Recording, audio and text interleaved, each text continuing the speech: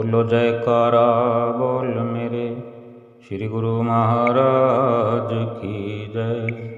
सभी गुरुमुख प्रेमियों से सप्रेम जय सच्चिदानंद। कभी भी असत्य सत्य की बराबरी नहीं कर सकता। झूठ कभी भी सत्य पर भारी नहीं पड़ सकता। जैसे करोड़ों आम के पेड़ों के चित्र हों या करोड़ों आम के चित्र बने हों,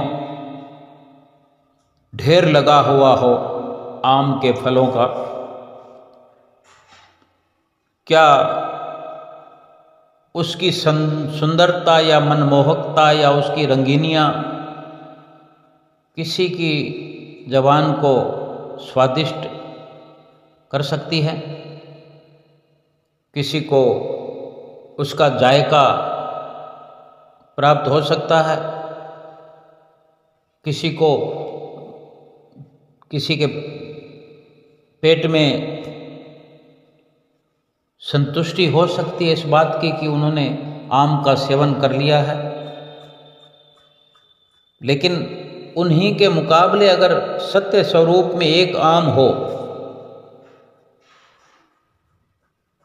अगर उस आम को 10 लोगों में भी बांट दिया जाए, एक एक फाड़ी कटिंग करके, तो भी वो बता सकते हैं कि ये आम खाया है, इसका स्वाद कैसा है। कुछ जिह्वा पर, इस रसना पर कुछ आम की मनमोहकता, स्वादिष्टता, उसकी लज्जत वर्णन हो सकता है। कहा जा सकता है कि मैंने आम खाया, बेशक 20 ग्राम ही खाया हो, लेकिन करोड़ों आमों के चित्र भी एक वास्तविक आम जैसा स्वाद नहीं दे सकेंगे,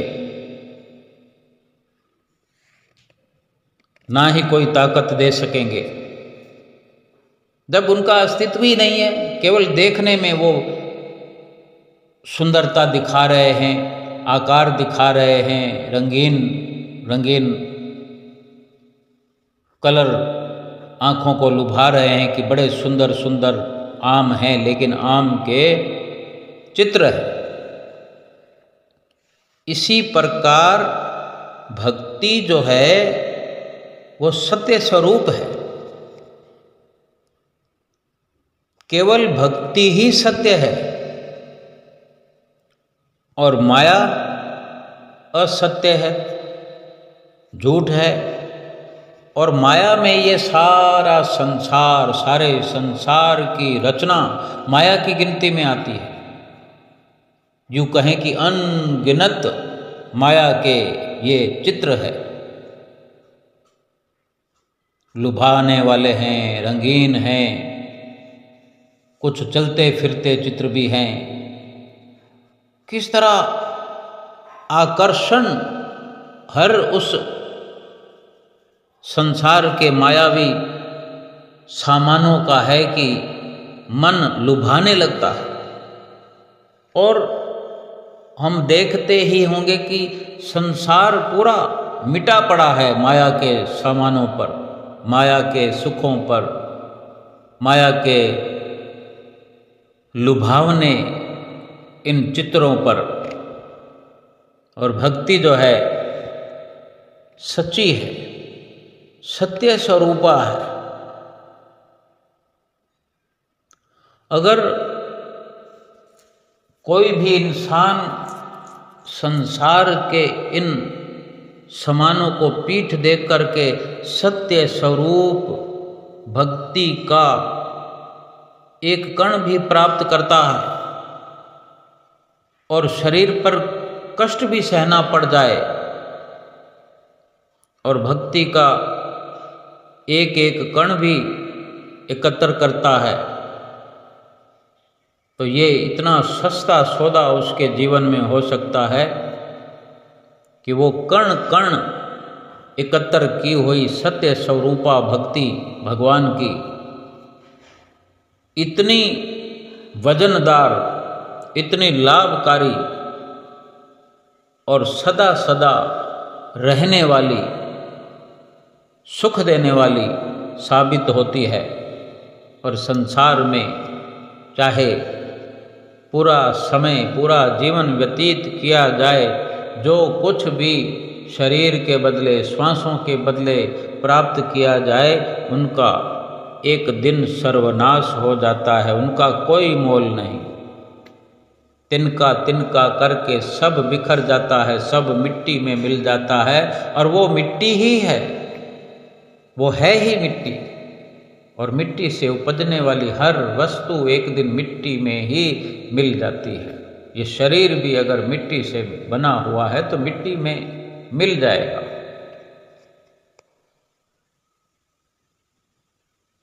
हम तो प्रार्थना करें सतगुरु से, सतगुरु रूप प्रभु जो सतगुरु रूप में हमें मिले हैं, प्रार्थना करें कि हे प्रभु, जैसे आपके वचन हैं, आप मुझे वैसी बुद्धि प्रदान करें कि केवल आपके वचन पढ़कर मैं छोड़ न दूं, परंतु इसमें जो अमृत रस भरा है वो पीकर अमर आनंद को प्राप्त करो।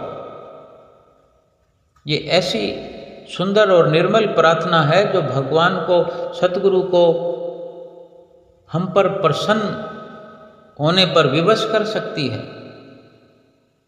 कि अगर हमारे भीतर ऐसा शुभ विचार उठने लगे कि जिस प्रकार हमें आप भक्ति के लिए प्रेरित करते हैं प्रभु, जिस प्रकार आपके वचन हम ग्रंथों में, शास्त्रों में पढ़ते हैं प्रभु, हमें ऐसी बुद्धि प्रदान कीजिए कि मैं आपके वचनों को सुनकर और पढ़कर यूं ही न छोड़ दूं, बल्कि उन पर अमल करूं, आपके नक्शे कदम पर चलूं, और जो आपकी प्रेम स्वरूपा भक्ति में अमृत रस भरा है उसको पीकर मैं उस अमर आनंद को प्राप्त करूं जो संसार के किसी सामान में नहीं है।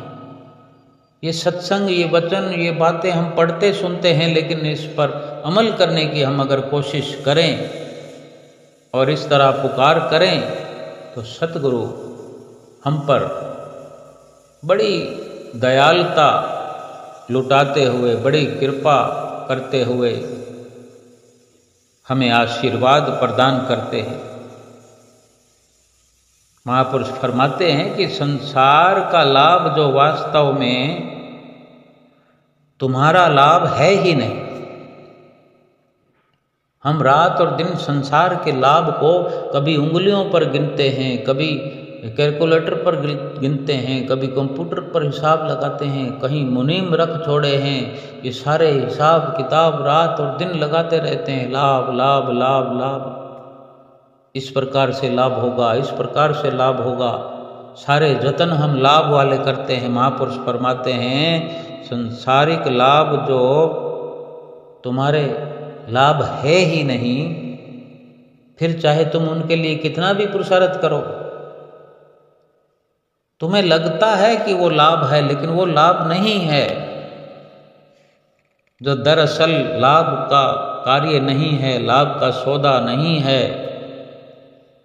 फिर वहाँ जितना भी पुरुषार्थ किया जाए, मेहनत की जाए, तो अफसोस ही होगा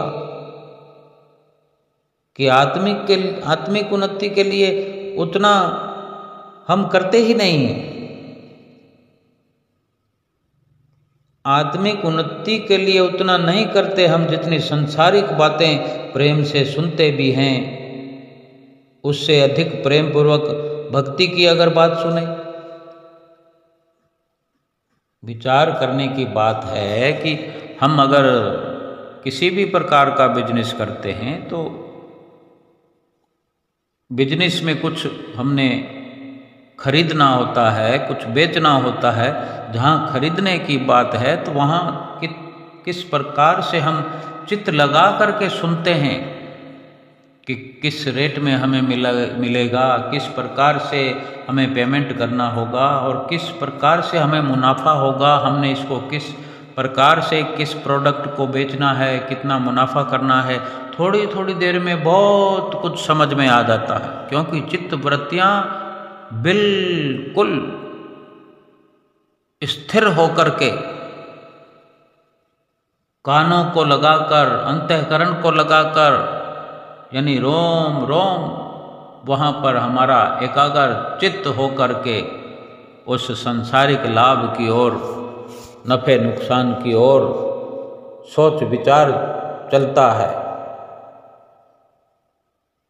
अगर इस प्रकार से प्रेम पूर्वक हम भक्ति की बात सुने, भक्ति करने के तरीके समझें, सांसारिक विद्या के लिए जितना परिश्रम हम करेंगे, करते हैं, करते रहे, उतना अगर आत्मा की विद्या को जानने के लिए, आत्मा की भलाई के लिए, आत्मा की सुख के लिए, तो बाकी जितनी भी विद्याएं हैं, जितने भी लाभ हैं, वो सब उसी एक में आ जाएंगे। आत्मिक विद्या की पढ़ाई करने में, आत्मिक विद्या की जानकारी के बारे में, आत्मिक ज्ञान को समझने और अमल करने के बारे में जितना हम परिश्रम करेंगे, फिर उससे ऐसा लाभ होगा कि फिर सारे संसार के लाभ हमें फीके नजर आने लगेंगे। लेकिन पहले परिश्रम तो करना ही पड़ेगा। जैसे हम संसार के लिए परिश्रम करते हैं, वो परिश्रम अगर हम आत्मा की भलाई के लिए करें, उस आत्मा की भलाई के लिए, आत्मा की विद्या की जानकारी से ही उसी के भीतर से फिर सारी विद्याओं का ज्ञान उपजने लगेगा और बिल्कुल सच्ची सच्ची हमें समझ में आने लगेगा कि दुनिया का, संसार का सार क्या है, संसार का लाभ क्या है। यानी जितनी जल्दी से हम काल की ओर दौड़ रहे हैं, महापुरुषों ने सुंदर और सरल वाणी में फरमा दिया है कि अगर संसार की तरक्की के पीछे भाग रहे हैं तो यूं समझो कि दो मार्ग हैं। जैसे अगर हम संसार की ओर दौड़ रहे हैं, भक्ति को पीछे छोड़ रहे हैं, तो संसार की ओर भागने वाला मार्ग जो है वो काल की तरफ जाता है। यानी हम काल की ओर बढ़ रहे हैं, आगे बढ़ भी क्या रहे हैं, काल की ओर दौड़ दौड़ कर पहुंच रहे हैं। अगर इतना भक्ति करके दयाल की ओर दौड़ने का हम प्रयत्न करें, फिर अपने लक्ष्य की प्राप्ति में तो कोई संदेह ही नहीं। अपना लक्ष्य जो है वो आत्मिक सुख में है, दयाल की ओर दौड़ने में है अपने जीवन का लक्ष्य। और अज्ञानवश जो संसार की लोक लुभावन रचना में लगकर उनके पीछे दौड़ करके काल की ओर अपना सफ़र पूरा करते हुए काल की गिरफ्त में होता चला जा रहा है और भक्ति कहीं पीछे छूटती जा रही है। अगर काल की ओर जाएंगे तो फिर काल ले जाएगा पकड़कर, और दयाल की ओर दौड़ लगाएंगे तो दयाल हमें हर उस दुख से, हर गम से आज़ाद करेंगे जो हम भोगते रहे हैं 84 लाख योनियों में भी, और इस मनुष्य योनियों में भी हम भोगते रहे हैं, भोग रहे हैं। अगर दयाल के रास्ते पर नहीं चल पड़े हैं तो काल के रास्ते पर जितना भी हम सफ़र कर रहे हैं, एक एक कदम करके भी दुख ही प्राप्त हो रहे हैं और होते रहेंगे। हमें प्रभु से, सतगुरु से प्रार्थना करनी है कि हे सतगुरु दाता, आपने जो अपार कृपा करके मुझे चरण शरण प्रदान की है, उससे मैं स्वयं, मैं खुद अपने आप उन संसारी झंझटों से, उस काल वाले दुखों से, उस रास्ते से मैं पूरी तरह से आजाद नहीं हो सकता।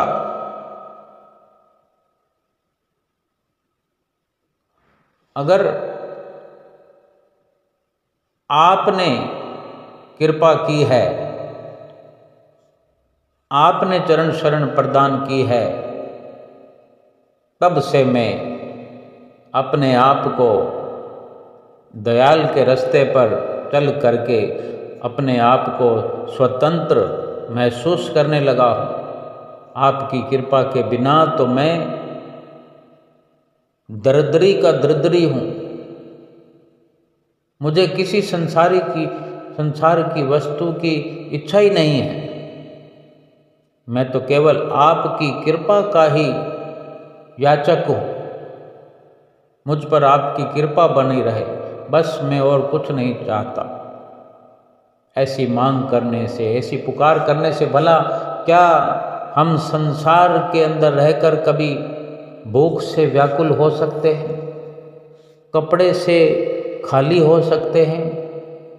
क्या रहने के लिए छत से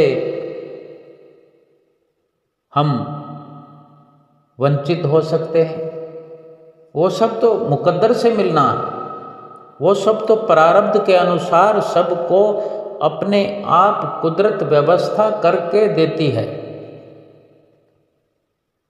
लेकिन जिसने ये समझ लिया कि मेरा तो असली मकसद ही भक्ति प्राप्त करना है, भक्ति के मार्ग पर चलना है, दयाल वाले रास्ते पर चलना है, अपनी मंजिल मकसूद पर पहुंचना है,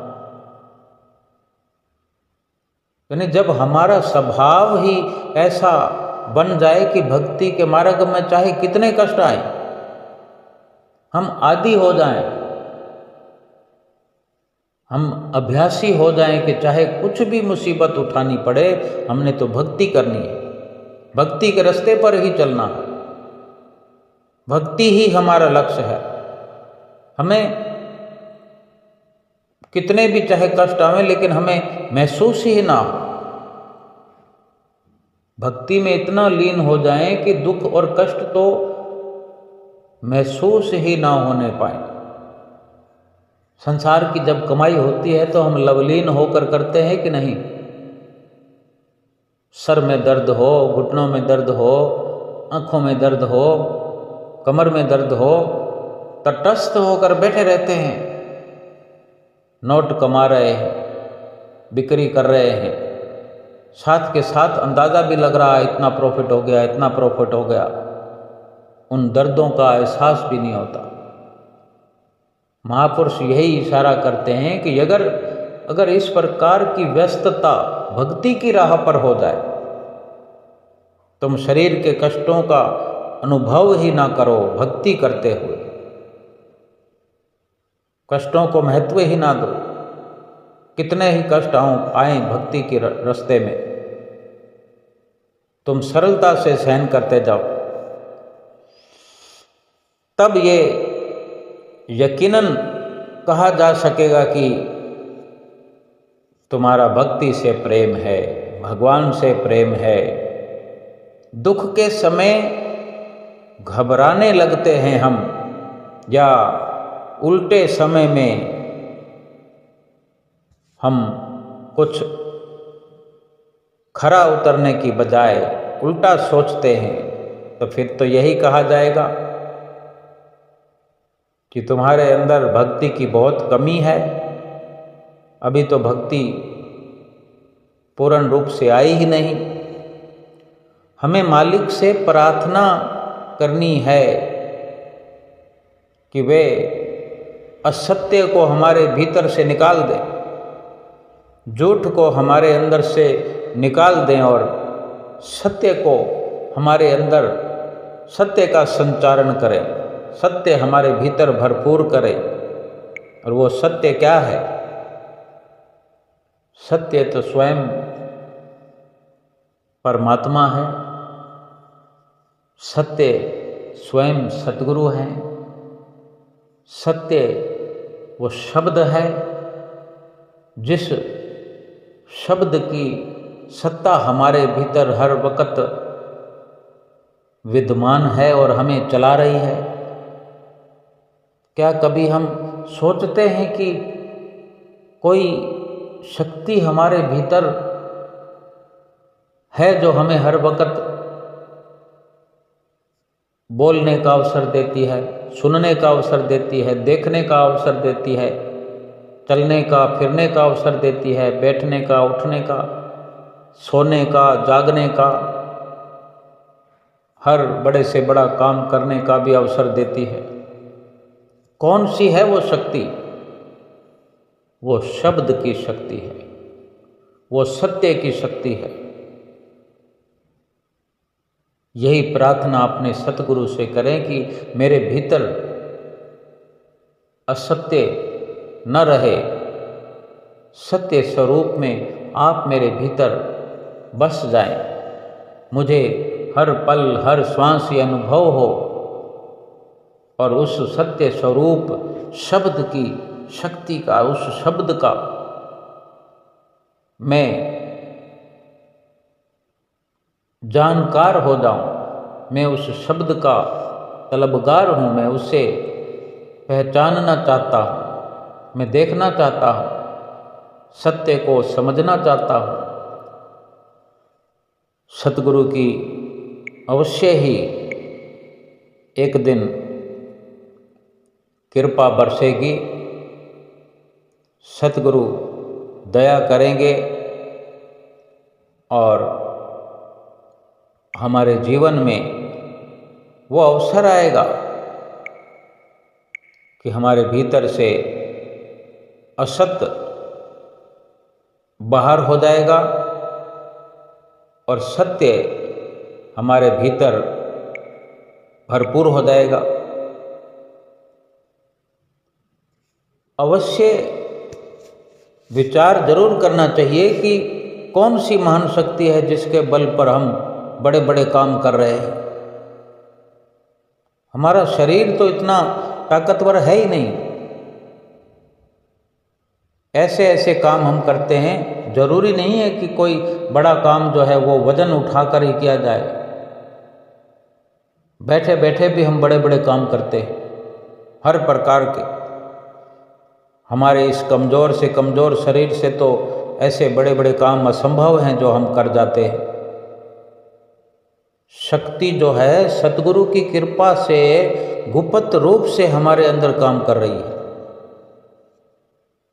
हमें तो सतगुरु का आभारी होना चाहिए, हर समय उनका ध्यान करना चाहिए, हर समय उनकी सेवा पूजा में लगे रहना चाहिए।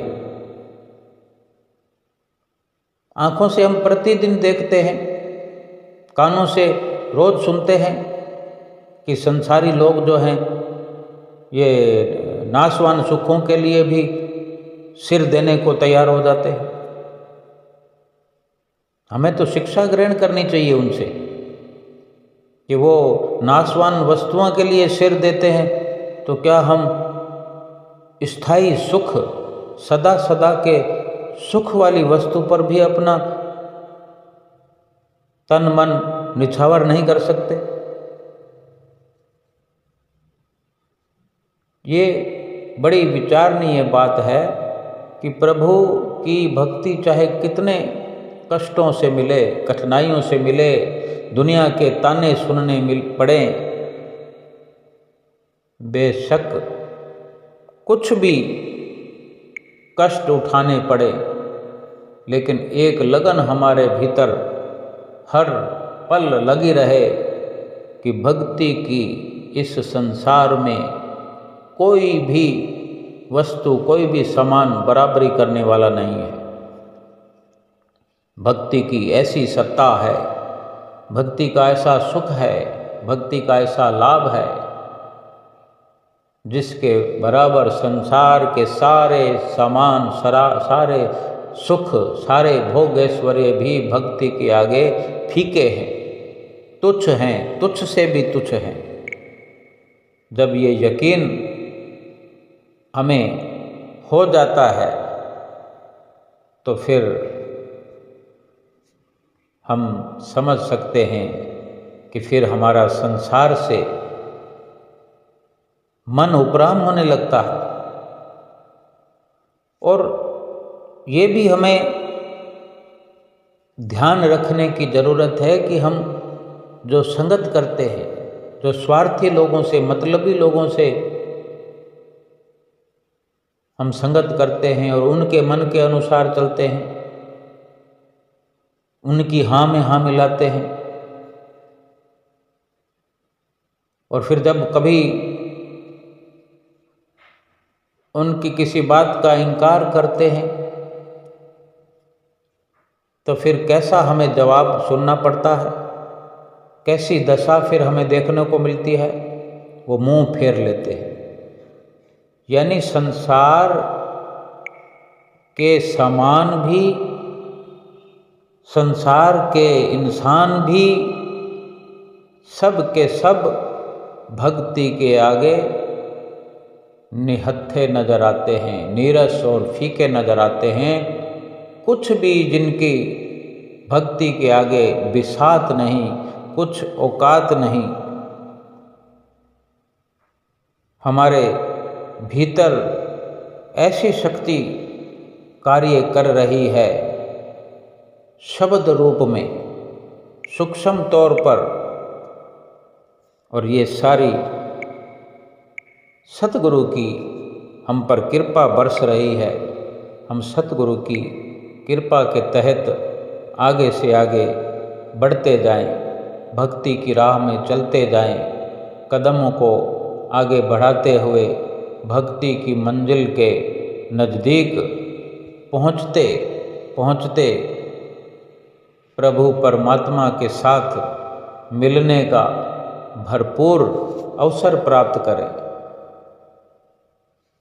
अगर कहीं भी कोई निंदा सुननी पड़ती है, ताना सुनना पड़ता है,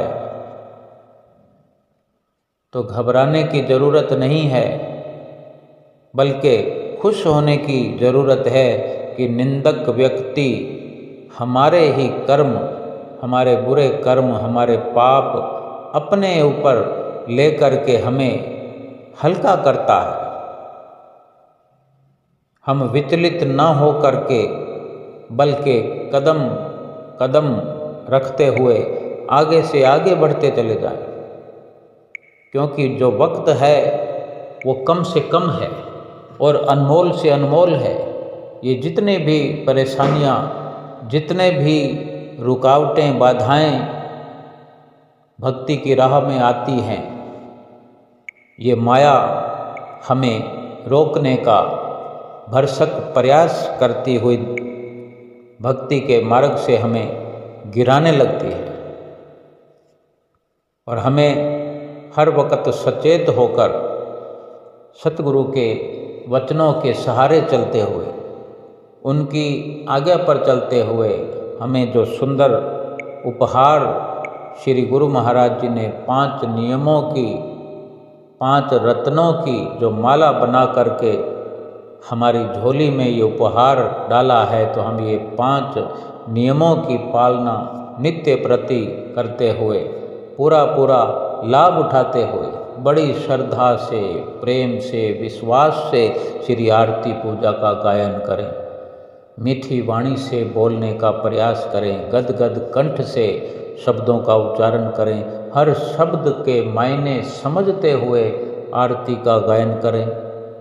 सेवा का अवसर जब भी मिले थोड़ी से थोड़ी सेवा करें, तो भी मन लगा कर करें, ऊंची से ऊंची श्रद्धा भावना से सेवा करें कि अहो भाग्य मेरे, जो मेरे सतगुरु ने मुझे इस काबिल समझा कि मुझे सेवा का दान बख्शा है। ये भाव लेकर हम सेवा करें। सत्संग सुनते हुए एक एक शब्द को अपने हृदय में बिठा करके उनके उन वचनों पर अमल करते हुए, उनका संग करते हुए, एक एक शब्द के अनुसार अपने जीवन को ढालते हुए और दर्शन करते वक्त अपने आँखों के रास्ते से अपने सतगुरु को दिल में उतारते हुए दिल के ऊंचे और सच्चे सिंहासन पर विराजमान करें और वहाँ हर वक्त साफ सफाई करते हुए हमें कदम आगे बढ़ाते रहना चाहिए। और वहीं श्री गुरु महाराज जी का अपने भीतर अपने मस्तक पर सुंदर दर्शन ध्यान का अनुभव करते हुए, दर्शन का ध्यान का लाभ प्राप्त करते हुए, सतगुरु की पूजा आराधना भजन सुमरन करते हुए अपने इस लोक को सुखी बनाएं और परलोक भी इसी प्रकार से सतगुरु की कृपा से हमारा सुहेला हो जाएगा। अगर सतगुरु की ओट आसरा हमने ले लिया है, सतगुरु के प्रति श्रद्धा भी हो, सतगुरु के प्रति विश्वास भी हो, तो फिर भक्ति में चार चांद लग जाने में कोई और कसर बाकी नहीं होती। और श्रद्धा के बिना, भाव के बिना भक्ति की प्राप्ति नहीं होती और भक्ति की प्राप्ति के बिना भगवान को भी पाया नहीं जा सकता। इसलिए सर्वश्रेष्ठ भक्ति करते हुए, सर्वश्रेष्ठ भक्ति का अपने हृदय में जज्बा रखते हुए, सतगुरु की प्रसन्नता प्राप्त करते हुए भक्ति भरपूर करें और लोक परलोक सुहेला करें। बोलो जयकारा बोल मेरे श्री गुरु महाराज की जय।